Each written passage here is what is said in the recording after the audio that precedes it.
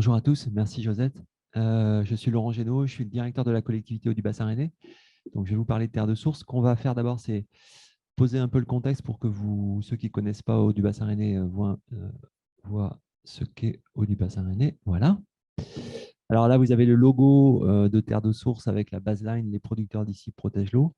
Voilà, c'est-à-dire que dans cette démarche, le volet communication et le volet logo, identité, etc., est un des éléments importants pour contribuer à donner de la lisibilité aux consommateurs. Donc là, vous avez une idée de la trame de la charte graphique. Alors, qu'est-ce que la collectivité du Bassin Rennais? Sur cette carte-là, j'aurais peut-être dû faire un zoom avec la Bretagne, mais en fait, on est centré autour de Rennes. Ce qui est intéressant, c'est que ce n'est pas le sujet Haut du Bassin Rennais, ce n'est pas que Rennes Métropole, c'est Rennes Métropole et c'est finalement 5 EPCI autour. Plus on s'éloigne, plus ces EPCI ont des composantes rurales. Ça représente 75 communes, 540 000 habitants. Alors, voilà. Donc, nous, on est un syndicat mixte qui porte l'ensemble des missions de l'eau potable. Ça me paraît important d'insister là-dessus, c'est-à-dire qu'on s'intéresse à la protection des ressources en eau, la lutte contre les pollutions diffuses, en amont de nos points de prélèvement. On s'occupe de la production d'eau potable et on s'occupe de la distribution d'eau potable et donc de la relation avec les usagers du service de l'eau potable, les abonnés au service de l'eau potable. Et ça, c'est un élément très important pour aller du milieu agricole jusqu'au consommateur de l'eau du robinet, puisque nous aussi, on distribue un aliment. Cet aliment, c'est l'eau. Cet aliment, le consommateur doit avoir confiance, parce qu'il y a quand même encore aujourd'hui, notamment en Bretagne, à peu près 40% des gens qui ne boivent que de l'eau en bouteille. Donc, il y a un vrai sujet autour de quelle confiance on donne à l'eau du robinet. Et le fait qu'on ait cette compétence intégrée, protection, production, distribution, nous, on y met derrière le concept de… On est un territoire où peut s'organiser une solidarité urbain-rurale. Notre contribution à la protection de la ressource, elle est aussi la contribution du petit cycle au grand cycle, c'est-à-dire qu'on se doit de s'inscrire dans le partenariat avec les collectivités qui animent les SAGE, les collectivités qui animent les politiques de gestion des milieux aquatiques. Et donc, par la facture d'eau, il y a une partie quand même de la facture d'eau qui est réinjectée dans ce qu'on peut appeler le grand cycle de l'eau. Et puis aussi, le fait de gérer à la fois le prélèvement et la distribution, c'est qu'on peut lier ensemble les problématiques qualité eau et quantité d'eau. Il ne s'agit de pas les traiter en silo. La sécheresse de cette année l'a encore montré. Si on a des ressources, mais qu'elles ne sont pas de bonne qualité, c'est des ressources perdues pour l'eau potable, par exemple. Si on prélève de l'eau pour faire de l'eau potable, on a moins d'eau dans les milieux aquatiques et si cette eau elle est dégradée, les milieux aquatiques sont en moins bonne santé. Donc, les deux sujets doivent être bien liés entre eux. On est obligé de passer par cette carte pour que vous compreniez aussi la problématique d'eau du bassin rennais. Le périmètre bleu, c'est le périmètre de la collectivité eau du bassin rennais et à chaque fois qu'il y a un rond, c'est un endroit où on a une usine de production d'eau potable. Quand c'est en bleu, c'est exploité par notre société publique locale. Quand c'est en rouge ou en vert, c'est exploité soit par la SOR, soit par Veolia. Alors, vous voyez que certains de ces ronds sont à l'extérieur du territoire, notamment, je pense à l'usine d'Eurofemel, je pense à l'usine de Mézières-sur-Couesnon, avec derrière des aires d'alimentation des captages qui sont aussi bien en dehors de notre territoire administratif. Je m'arrête aussi sur Chescanu. Il n'y a pas d'usine à Chescanu, mais par contre, à Chescanu, il y a un barrage important, 14 millions de mètres cubes, important pour nous, mais important aussi pour l'île-et-Vilaine, parce que c'est grâce à cette ressource que les sécurisations s'organisent pendant les périodes de sécheresse.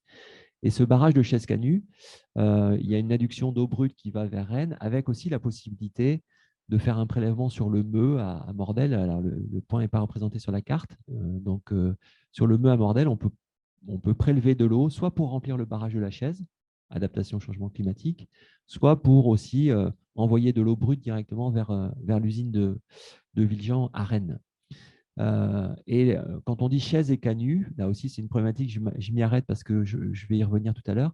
En fait, le barrage de la Chaise, il est posé sur la petite rivière La Chaise, qui fait 34 km² de bassin versant. Et puis, à côté, il y a un petit bassin versant qui s'appelle le Canu, qui, en principe, ne devrait pas alimenter la Chaise, en fait. Mais dans les années 70, quand le barrage a été créé, une dérivation a été prévue pour que la surface d'aire d'alimentation du Canu puisse aussi alimenter le barrage de la Chaise. et faciliter le remplissage de ce barrage de 14 millions de mètres cubes en période hivernale. Donc voilà un peu poser le cadre. Plus les ronds sont gros, plus les usines sont importantes. Donc on a 3 usines principales sur des hautes surfaces, celle de Rennes, celle de Rofemel et celle de Mézières-sur-Couesnon. Et toutes les petites sont essentiellement des forages ou on utilise des eaux souterraines. C'est clair que le fait d'aller chercher l'eau sur les territoires extérieurs, ça pose la question d'une relation avec les territoires de vie des endroits où sont nos usines, en fait. C'est-à-dire que voilà, si je fais court, il y a quand même un risque que le bassin rennais soit perçu par les territoires du Pays de Fougères ou par les territoires de la Rance comme étant des territoires qui viennent prélever de l'eau sur leur territoire, imposer des contraintes de pratiques agricoles. Et donc, si on n'y prend pas attention, on peut avoir des conflits de territoire et en disant, voilà, vous nous imposez des contraintes, mais nous, on ne bénéficie pas de vos politiques. Une des motivations de Terre de Source, ça a été de répondre à ça, c'est de se dire comment un projet comme Terre de Source peut aussi créer du développement économique territorial dans les zones où on prélève l'eau, en fait. Alors, je viens au sujet des pesticides. C'est clair que nous, en tant que syndicat d'eau, la problématique des pesticides sur les eaux brutes, on l'a vu arriver progressivement par le fait que les laboratoires, depuis 2010 jusqu'à 2021, n'ont cessé d'améliorer leurs performances analytiques. Et dans les années 2010, il y avait sans doute beaucoup plus de pesticides que ce qu'on mesurait à l'époque, mais on ne mesurait que 310 molécules. Aujourd'hui, le LaboCA, le laboratoire public de Bretagne, est capable de nous sortir près de 500 molécules, en fait. Donc, ça donne du coup une autre manière de voir les choses. Alors, sur ces graphes qui peuvent faire peur, mais ça va bien se passer, on va y arriver. Donc, vous avez de 2009 à 2022 des séquences d'analyse avec, suivant les couleurs, les ressources en eau dont on dispose. Par exemple, je vais prendre sur le Couesnon, 2009, on était à moins de 1, c'est les points rouges. Et puis, on a monté progressivement pour être entre 1 et 2 dans les années 2021. Et vous voyez, par exemple, les couleurs violets, la retenue du CANU.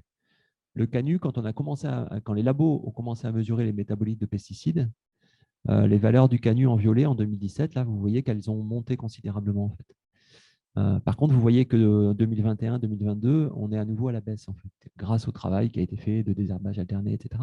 Mais simplement pour vous dire que sur le CANU, on a un impact plus important des produits pesticides et ça a eu pour conséquence que depuis 2018, on n'utilisait plus l'eau du CANU pour remplir le barrage de la Chaise en période hivernale, que du coup, on utilisait beaucoup plus l'eau du Meux avec un pompage et une dépense énergétique pour remplir le barrage de la Chaise.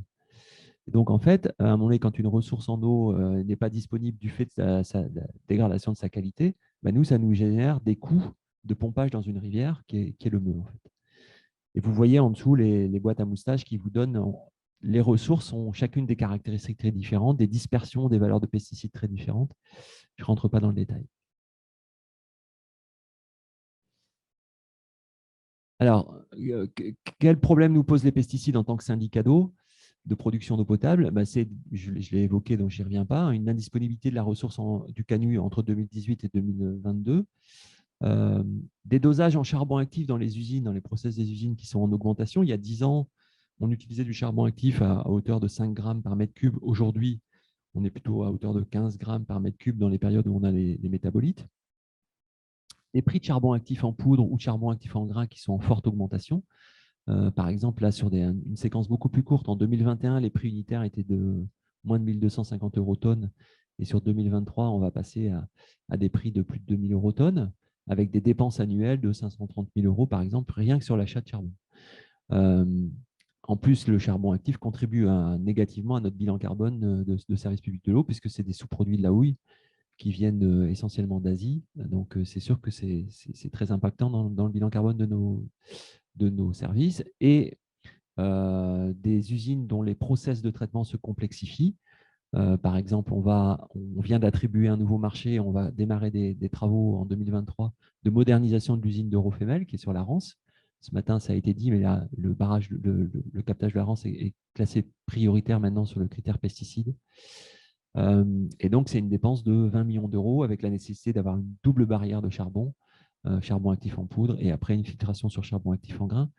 Donc, vous l'avez compris, ce que je veux dire, et vous voyez aussi des dépenses énergétiques qui explosent, hein. On avait une dépense énergétique de 2 millions d'euros en 2022, et là, le contexte de cette année nous fait une dépense énergétique de 7 millions d'euros. Donc, tout le sujet, c'est reconquérir la ressource en eau pour éviter des dépenses d'investissement et de fonctionnement. Et donc, c'est la notion de coût évité. C'est un des sujets, si on en fait une lecture essentiellement pragmatique au sens financier du terme. Après, il y a bien d'autres ambitions, mais alors, Terre de Source, c'est le pari qui a été fait sur Terre de Source, c'est de faire évoluer les pratiques agricoles par le levier économique, c'est-à-dire de sortir un peu soit du réglementaire, soit uniquement du changement de pratique à la parcelle. Ça a été dit ce matin, la sortie des pesticides, ça ne peut pas se faire qu'à la parcelle, ça doit se faire au niveau du système d'exploitation, mais pour changer un système d'exploitation, il faut donner de la lisibilité sur le revenu des exploitations agricoles. Donc l'idée, c'est d'embarquer par le volontariat et la conviction qu'il y a un intérêt économique les agriculteurs. Mais pour embarquer les agriculteurs, pour faire évoluer l'offre agricole, il faut stimuler la demande locale en produits. On est un très gros bassin de consommation, le bassin rennais, 500, voilà, la ville de Rennes, c'est 500 000 habitants dans le territoire. Ça, c'est un territoire de consommation de produits agricoles. Et donc, en fait, il faut que ces habitants du territoire, ces collectivités du territoire, elles accompagnent les agriculteurs qui vont s'engager, en fait. Donc, on voit bien la notion de projet territorial. Et c'est des produits alimentaires, mais demain, les agriculteurs pourraient aussi produire des écomatériaux, et ce serait le même objectif. Derrière les objectifs de Terre de Source, il y a l'idée aussi que Terre de Source devient un peu un prétexte à faire une gouvernance ouverte, c'est-à-dire que finalement, sur ces sujets, il faut sortir d'un peu des conflits de posture, mais il faut essayer de mettre tout le monde autour de la table pour construire ensemble un projet, donc une gouvernance ouverte avec toutes les parties prenantes. Et puis, pourquoi, vous allez me dire pourquoi un label, on y reviendra tout à l'heure, mais enfin, à mon avis, si on veut, pour stimuler les actions des consommateurs ou des acheteurs, si on veut susciter cet intérêt, il faut donner à voir les produits. Et donc, pour donner à voir, on n'a pas d'autre choix que de faire un label, en fait. Alors, c'est vrai qu'on peut se dire, bon, il y en a déjà beaucoup des labels, mais si vous n'en faites pas, vous ne donnez pas de visibilité, et comment vous générez le consentement à payer de votre consommateur. Donc, nous, c'est le pari qu'on a fait. Je ne dis pas que c'est la solution unique, c'est la bonne solution. Bien évidemment, dans cette idée du label Terre de Source, on embarque aussi l'agriculteur bio par nature. C'est-à-dire qu'un agriculteur bio qui est sur nos bassins versants, il est par nature Terre de Source. Lui, il n'a pas d'efforts particuliers à faire. Mais par contre, sur les agriculteurs conventionnels, l'idée, la philosophie, c'est de leur dire, on va vous prendre où vous êtes, vous allez devoir respecter un certain nombre de critères de base à l'année zéro, et après, ce qu'on vous propose, c'est une démarche de progrès pour avancer ensemble. Et l'effort que vous allez faire, on va essayer de vous le rémunérer par la vente de votre produit et par le paiement d'une prestation de service environnemental. C'est le double levier de la rémunération de l'agriculteur. Alors, ce schéma-là qui est un peu complexe, il décompose ce que je viens de dire. Alors, à gauche, vous avez le bleu, le titre du bleu, c'est « Faire évoluer l'offre agricole pour préserver l'eau », avec deux axes, développer des filières de production et de transformation, et puis labelliser les modes de production. Donc, le label, ça peut être le label Terre de Source, mais on est aussi très attentif, par exemple, à promouvoir le label gestion durable de la haie, qui a été validé par le ministère, parce que ça nous paraît aussi un élément contributif de la qualité de l'eau. Vous voyez quoi, à chaque fois, je ne vais pas en faire la lecture, mais à chaque fois, on fait ça avec beaucoup de partenaires, que ce soit des partenaires de conseil, mais c'est aussi des partenaires économiques, des partenaires de l'insertion. TESEA, c'est par exemple une légumerie dans un territoire zéro déchet. Agrologique, c'est un négoce en produits bio dans le secteur des légumineuses. Voilà, donc on essaye le centre culinaire nous accompagne sur le volet communication. Donc il s'agit de mobiliser les agriculteurs, les certifier, les engager en filière et aussi prévoir l'installation de nouveaux agriculteurs sur nos aires d'alimentation de captage. Et puis en face, on a fait évoluer l'offre, il faut stimuler la demande. Donc stimuler la demande, il y a trois axes. Le premier, c'est organiser la commande publique. Comment les acheteurs publics dans le domaine de la restauration scolaire, par exemple, mais aussi les CHU, les lycées, les collèges, etc., peuvent demain s'organiser pour acheter des produits d'ici qui protègent la ressource en eau. Donc ça, on y reviendra tout à l'heure, mais on a une innovation juridique sur un marché public de prestations de services, protection de la ressource en eau sur un support de denrées alimentaires. Donc, organiser la commande publique et la stimuler, en fait. Axe 4, sensibiliser, mobiliser et donner confiance aux consommateurs. C'est le volet éducation et l'alimentation durable. C'est pour qu'effectivement, faire un travail voilà, de sensibilisation sur le territoire pour que les habitants du territoire aient bien compris les enjeux et acceptent de payer un peu plus cher des produits qui viennent d'agriculteurs engagés et locaux. Et puis, il faut développer les circuits de distribution sur le territoire. Donc là encore, vous voyez, on a beaucoup de partenaires. Ça peut être du secteur associatif, hein, vous avez des noms, ça peut être des collectivités territoriales qui mènent les plans alimentaires territoriaux. Voilà. Donc, on a le bloc bleu, le bloc vert, et en fait, il faut faire le lien entre les deux. Donc, pour faire le lien entre les deux, organiser ce qu'on appelle les flux de la fourche à la fourchette, on a créé une société coopérative d'intérêt collectif, la SIC Terre de Source, qui va devenir l'opérateur, le négociant des produits Terre de Source et le garant de la certification des fermes labellisées. Et puis, comme c'est un programme qu'on veut évaluer et s'aimer, on a aussi toute cette problématique de mettre en place des outils d'évaluation et de réfléchir à comment on veut essaimer la démarche. Parce que je ne l'ai pas dit, mais ce projet a été lauréat des programmes d'investissement d'avenir par le gouvernement. Et finalement, si on est lauréat, c'est parce qu'en fait, ils veulent regarder comment on s'y prend, comment on y arrive et ensuite comment on peut répliquer ce type de label sur d'autres territoires.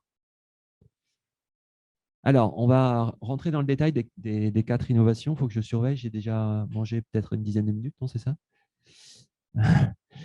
Donc, on a 4 innovations. On a le marché public de prestations de services innovants, on a les développements des filières, la communication et la SIC. Une première manière de résumer chacun de ces 4 items. Sur le marché, c'est les cantines et les syndicats d'eau la philosophie, c'est que les cantines et les syndicats d'eau vont acheter une prestation de protection de l'eau qui vient des aires d'alimentation de captage via le paiement d'une démarche de progrès à l'agriculteur et l'achat de denrées alimentaires. L'intérêt, c'est que comme c'est un marché de prestation de services, ce n'est pas simplement un marché de fourniture, ne peuvent répondre à ce marché que les agriculteurs qui ont au moins une parcelle sur nos aires d'alimentation de captage, puisque c'est ça la prestation de service qui est lancée en fait. Et on leur rémunère leurs prestations, nous en versant un bonus, et les cantines en achetant de la denrée alimentaire pour payer le service environnemental. Et on a élargi la question de la qualité de l'air, la qualité de l'eau, donc les aires d'alimentation de captage, en essayant de travailler avec les EPCI à fiscalité propre, qui, elles, ont une compétence qualité de l'air. Un agriculteur qui a une bonne pratique sur la qualité de l'eau, elle est forcément bénéfique sur la qualité de l'air, parce qu'il y a moins de volatilisation d'ammoniac, moins de volatilisation de produits pesticides, etc. Donc, avec le même cahier des charges, le même référentiel, on a considéré que les agriculteurs qui faisaient des efforts en matière de qualité de l'eau faisaient aussi des efforts en matière de qualité de l'air. Du coup, on a élargi notre territoire d'éligibilité des agriculteurs qui peuvent répondre à cet appel d'offres. Et élargissant le périmètre d'éligibilité des agriculteurs, c'est plus facile de monter des filières collectives avec des agriculteurs. Parce que si vous avez des territoires trop restreints, uniquement nos aires d'alimentation de captage, c'est compliqué de réunir 15-20 agriculteurs pour faire une filière collective. Parce qu'il y en a un qui ne va pas être dans un territoire éligible, qui va se sentir exclu. Alors que si vous travaillez à l'échelle de territoires plus larges, vous arrivez plus facilement à monter ces filières. Et en plus, en ayant recherché une compétence qualité de l'air, on a touché les compétences des EPCI à fiscalité propre qui, elles, portent les plans alimentaires territoriaux. Et finalement, ce qu'on veut faire de Terre de Source, c'est un outil un peu opérationnel mis à disposition des EPCI à fiscalité propre dans leur politique de plans alimentaires territoriaux. Alors, je dévoile ce que je vais dire après, mais comme ça ça permettra d'aller plus vite. Ensuite, la SIC Terre de Source. Alors, je vais faire dans l'ordre. Allons, le modèle de développement des filières. Donc, vous savez tous, ça a été très bien dit ce matin. Donc, finalement, on ne fait que traduire en actes les orientations qui ont été données ce matin. On a des rotations trop courtes. Donc, comme on a des rotations trop courtes, on a trop d'intrants. Et donc, nous, ce qu'on essaye de faire comme accompagnement des agriculteurs, c'est d'allonger les rotations. Donc, pour allonger les rotations, il faut mettre des nouvelles cultures. Mais ces nouvelles cultures, il faut qu'on arrive à convaincre les agriculteurs que leurs produits vont trouver un débouché et vont être bien payés, en fait. Et donc, typiquement, on essaye, dans un premier temps, parce qu'on n'a pas accès aujourd'hui à négocier directement avec un Agrial ou un Lactalis ou une Coperle, on essaie dans un premier temps de structurer des filières de taille modeste en réunissant, par exemple, 10 agriculteurs, 3 meuniers, un fabricant de galettes. Et ces gens-là, on les fait discuter ensemble sur quel volume ils sont prêts à emblaver versus quelle quantité de farine je suis prêt à faire et quelle quantité de galettes je suis prêt à faire.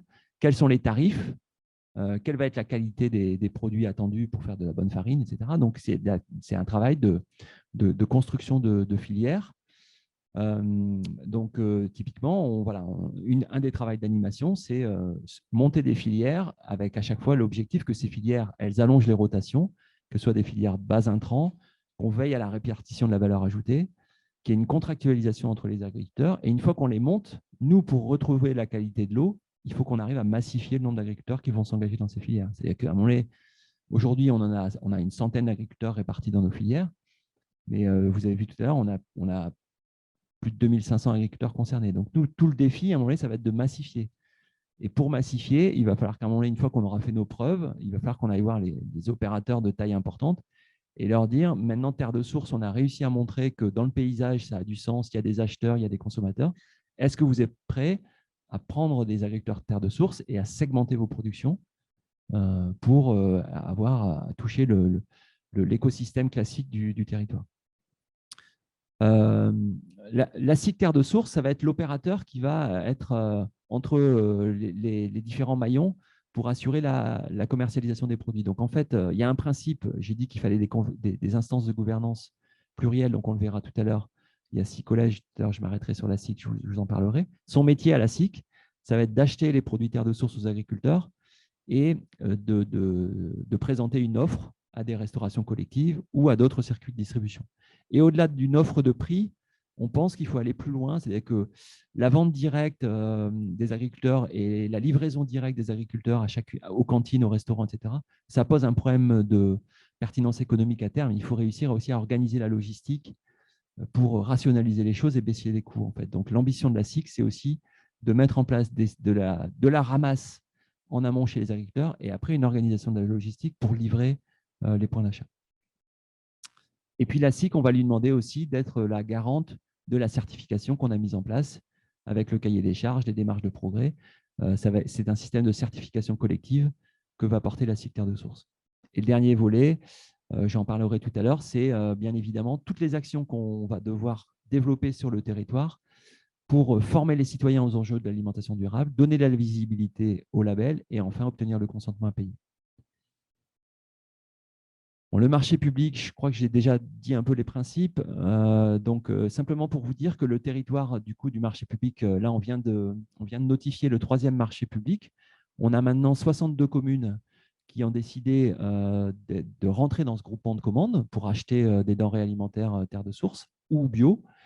Vous voyez qu'il y a le territoire historique de Haut-du-Bassin rennais, qui est le périmètre en bleu, mais Haut du Pays de Fougères a décidé de répliquer sur son territoire cette démarche. Et donc, Haut du Pays de Fougères a commencé sur son territoire à avoir des agriculteurs à qui elle a financé un diagnostic IDEA et à qui elle va payer un bonus environnemental.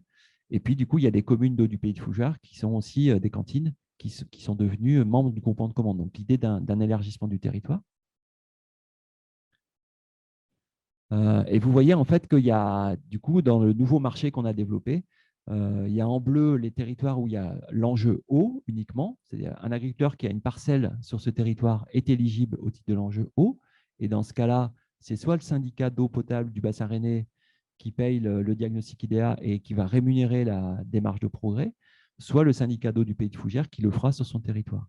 Et puis, en vert, les EPCI qui portent la qualité de l'air, où là, ce sont eux qui payent le diagnostic IDEA et le bonus.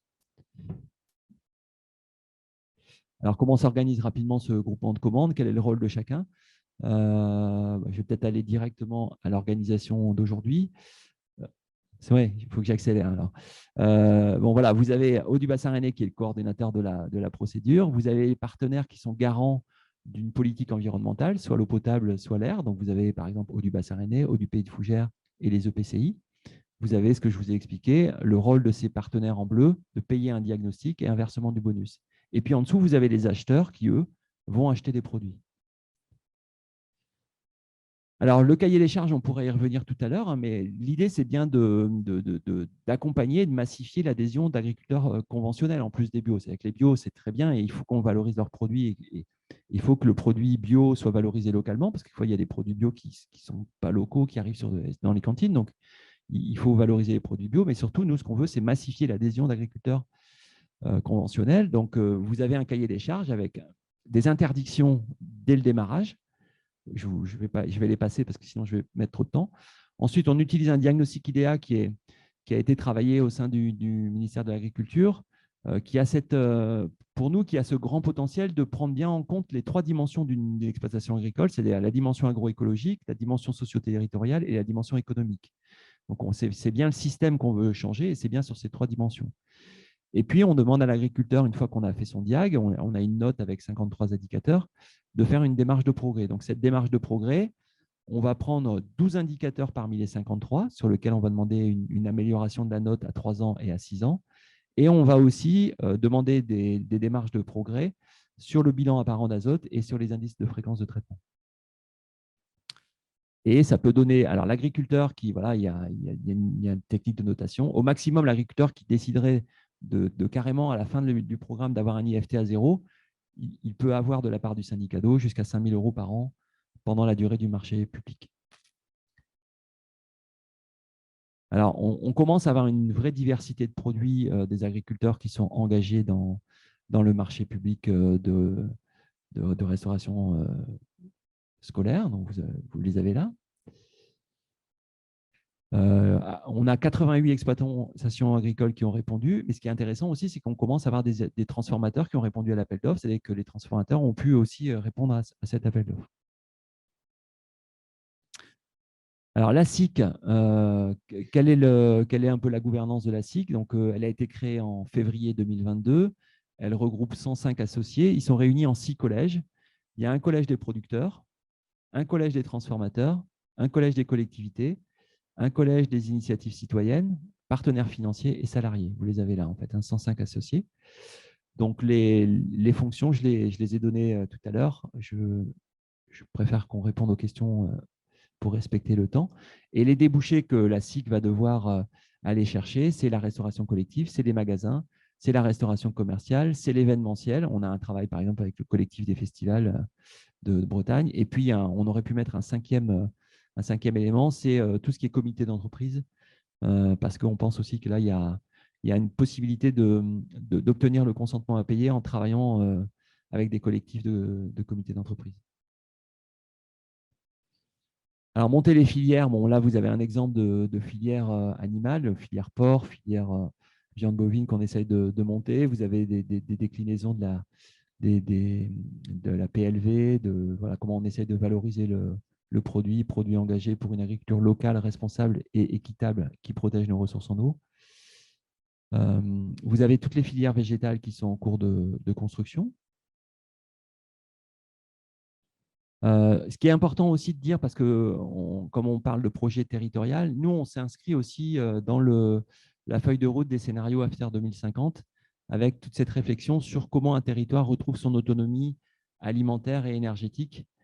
Donc, on a fait faire aussi un exercice sur notre territoire, à Solagro, de simuler un peu ce qu'était la projection d'un territoire AFTER 2050 pour le bassin rennais, avec des grandes orientations. Il ne s'agit pas, par exemple, de supprimer la production animale, mais il s'agirait finalement de la réduire. Il s'agirait d'augmenter la proportion d'élevage et de production économe en intrants, augmenter la part de légumes, tenir compte de l'évolution du régime alimentaire dans les territoires, tenir compte des évolutions aussi du foncier. Donc ça, c'est un exercice aussi qui nous a paru intéressant dans la démarche.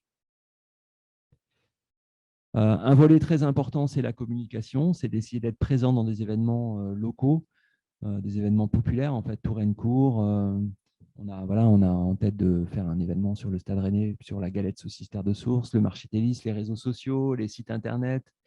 Alors, on a cette chance étant syndicat d'eau, on ne l'a pas fait encore, mais étant syndicat d'eau, on a quand même une population captive, c'est qu'on a 240 000 abonnés à qui on envoie des factures d'eau.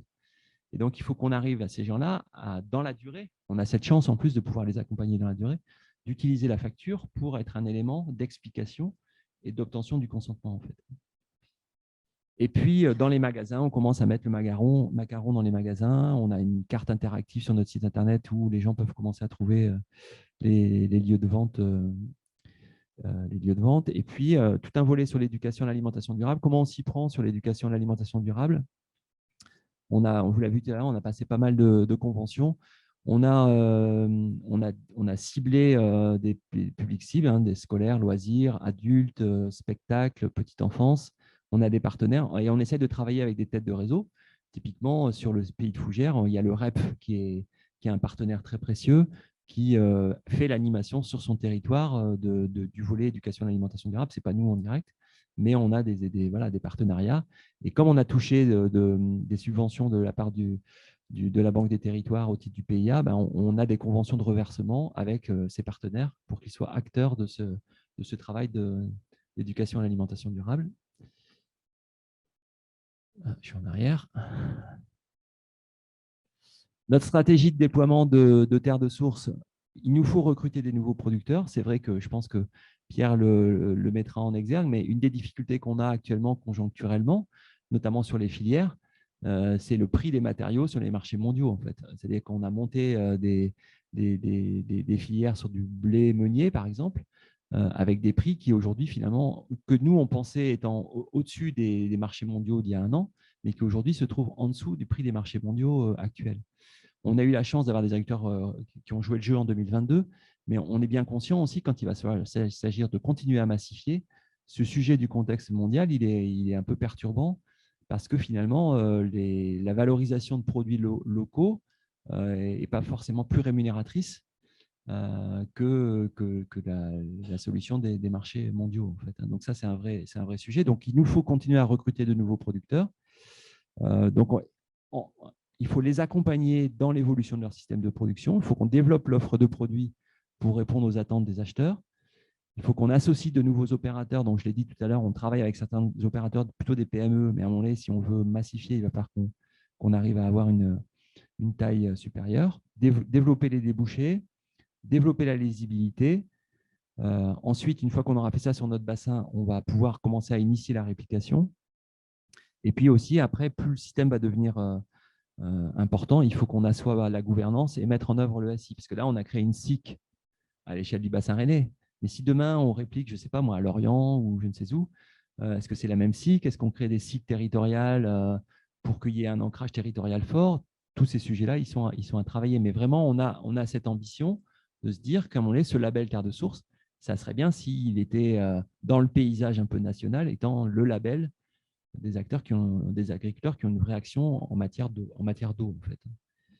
Pas que d'eau potable, mais d'eau au sens le plus large possible.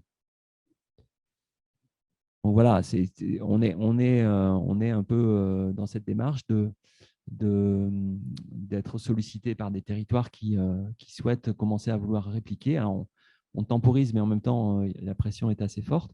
Et on se dit que finalement, si on doit qualifier un peu le terre de source, c'est vraiment de travailler sur terre de source comme un outil opérationnel au service des PAT. En fait.